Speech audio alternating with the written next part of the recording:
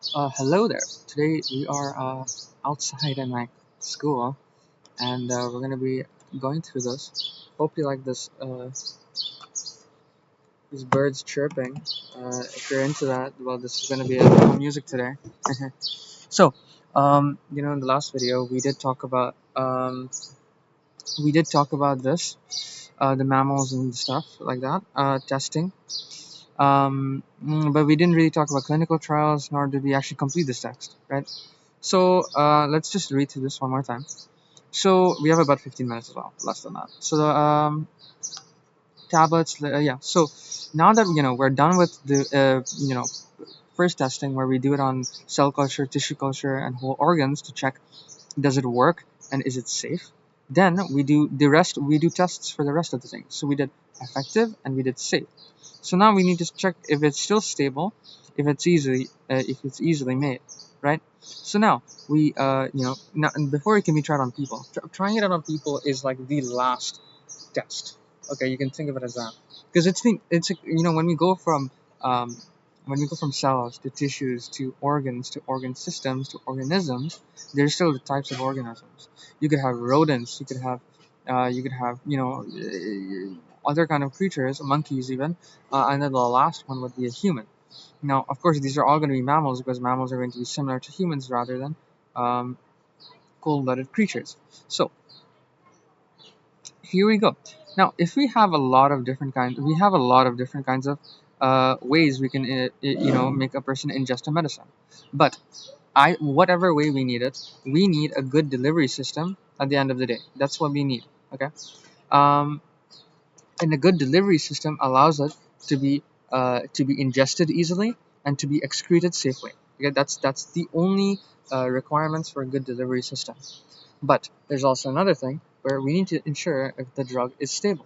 Well, the drug is stable meaning is that simply put in this case, that there's no risk of breaking down into something toxic or something inactive before it works. Why would it break? Perhaps a change in environment. Perhaps he has gone into a very cold room. He has gone into a very hot room. He just had hot coffee. He just had cold soda. This changes this perhaps can change the, environment inside the body, and if a drug is not good, that can cause the drug to change form into something, perhaps something very toxic, something that's not good for the body. We don't want this. So from a range, an average or from a safe range of environments and of stimuli of environments, that would if you have a drug which doesn't change in that safe range, or which is large enough, then we can count that as a a stable drug. Okay, so now we have talked about being effective, we've talked about being safe, we've talked about being stable, and we've talked about being easily taken into and taken out of. Uh, yeah, so let's move on. Mammals are now we're talking about so we're going to be testing these things. How do we test them? Um, you know, uh, this will be tested on animals to find out how it acts in a whole organism. So whole organism is going to be the last step, but it's still testing on animals before we test on humans. This is still considered a potential drug, right? So um, this will so this stable thing does not necessarily need to be tested inside animals. That is more like something that you can artificially create different environments where the drug is placed in. But to see how the drug is taken into cells, we can actually do the test on animals. If I put it into an animal which is closer to a human than something else, then we can see can it be excreted safely.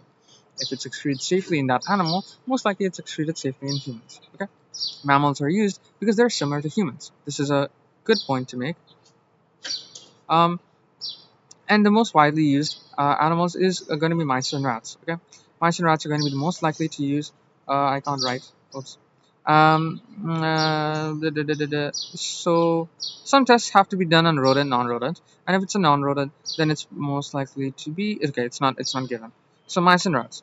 Sometimes it's going to be so both of these are rodents, if I'm not wrong. So sometimes they ask for a non-rodent as well. Animal testing is very expensive and time-consuming, and the center of much ethical debate, of course, because animals, whether or not they can't speak, they also have rights that that we can't just take them and put them into testing, especially if that drug is dangerous for them, right? So it's expensive and it's an ethical debate. Animals are replaced by tissue cultures and computer models wherever possible, because first of all, it's not only is it efficient, but it's also less life bearing, less risk bearing, right? Um, and these tests are refined to cause the minimum number of distress to the animals themselves. So these are some changes done to the things just to keep it not only to keep it as efficient, but also to keep it as ethical. So this would be something about efficiency. So we can just write an E, and this would be something regarded to ethical. So you got your two E's here, right? Now, however, information from computer modeling and from tests are on from tests on so both results from computer modeling and tests on cell and tissue cultures is not yet sufficient enough to move on to drugs on people, right? Without animal testing. So we have our group one, which is going to be your cells, your tissues, your organs. Then you have humans. Well, now you have organisms, and you have different kinds of organisms. You have rodents, you have animals, and then you have humans. Okay, H, right? So before you make it to the leap to humans, you need to test it on animals. It is too great of a leap to go from just organ and tissue and computer results to humans. It's too big of a thing. So we need animal testing. Law states that animal testing must be carried out. Some people have ethical objections to use the animals, but the use of mice and rats is perceived as much less emotive than the use of dogs, cats, or monkeys. Rodents provide valid models, and the genetic makeup of the strains is well known, and they're small and quite easy to keep in human conditions. This is why we use rodents. People are, these are less perceived as emotive than these other creatures. I'm sure they're less expensive.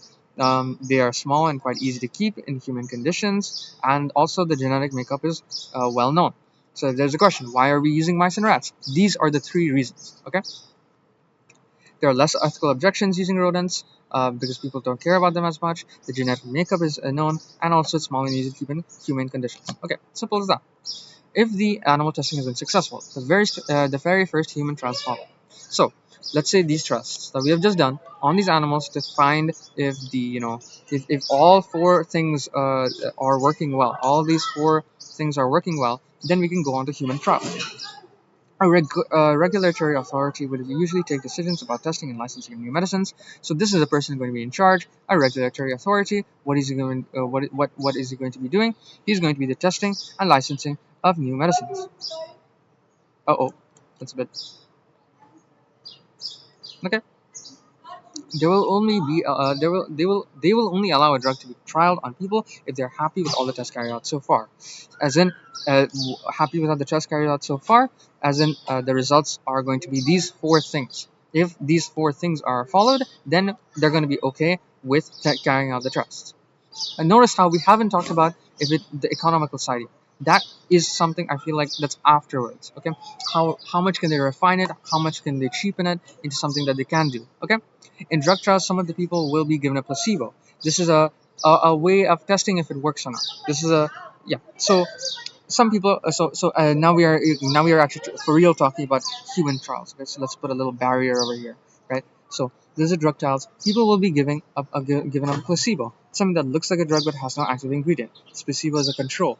That is the point of this placebo, as a control, and it helps to remove the possibility that people just feel better because they think they're getting a new drug. This is going to be the explanation why placebo happens, because there's a possibility that people feel better because they're getting a new drug. This is an illusion. This is just human nature. In phase one trials, now this is where I entered phase one. Phase one is going to be our first phase of trials where the new drug, or sometimes a placebo, is given to a small number of healthy volunteers. This is to check that if the drug works as expected. That's number one. Does the drug work as expected and does not cause any unexpected side effects? Number two, is it safe? At the same time, scientists continue looking at the effect of longer term use. So this is short term use, on healthy volunteers and a small number of them, and this is long-term use on animal trials. As in, we're going to be repeatedly giving them over 6 months, looking at results, looking at what happens. Is it safe? Is it healthy? Is it any side effects after you use them for that long, etc., etc., etc. So we're having a double trial here, not only for healthy.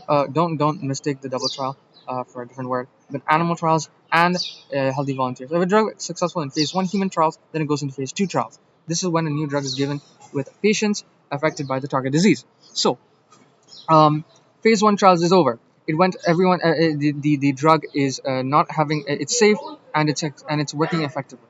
So now it goes into phase two trials where the drug is given to patients with the actual target disease. So now the active drug is actually being used for the thing. So now let's see what's going on. Um, Between 500 to 100 patients is given the new drug, so it's a much larger sample size, and a similar number are given the best current treatment or sometimes a placebo. So there are three things that are given. One, the best current treatment, okay, two, that medicine, the placebo, or the actual new drug, okay. Three things are given to that person, to these 500 people, 100 to 500 sample size, large sample size. This is the first chance for scientists and doctors to actually see how the new medicine affects the disease in a real patient. Now we can see real results, not animals, not computers, not tissues, not cells, human people, human organisms. Okay, the volunteer patients are closely monitored to find about the ideal dose, the effectiveness of the drug, side effects of the drug. So, ideal dose is so that they can refine it, make it even more effective. The effectiveness, is it even working? And side effects, is it safe? Success at this stage means that the new compound has a good chance of becoming a useful medicine. Success at this stage 2 allows the fact that now there's a good chance of this drug being a useful medicine. Before a new drug is fully approved, it is used on thousands of patients with the target disease. These are phase 3 trials and over 5,000 patients are used. Now, this is the final is it final phase? I don't know if this is final phase, but this is phase 3 trials, and even a larger sample size is used. I don't know if this is people with the actual disease. Oh no, okay, yeah, no, it is with the target disease.